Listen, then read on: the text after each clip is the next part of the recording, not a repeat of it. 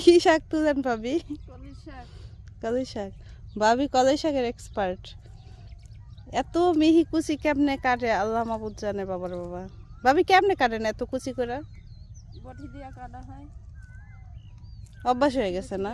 আমরা তো পারি না, কাটতে কাটতে অভ্যাস হয়ে গেছে। দেখতে দেখতেই কাটা যায়, ধরা চেষ্টা করলেই কাটা যায়।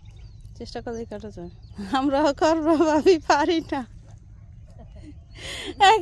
এমন মোটা মোটা হয় যে খাইতে মজা লাগে না। হ্যাঁ, হাতে কলির শাকগুলো মুঠ লইবা, হ্যাঁ, মুঠ লইয়া বটিটার ভিতরে কাটবা, হুম। আস্তে আস্তে চিকন কইরা ধইরা এরপর কাটা শুরু করবা।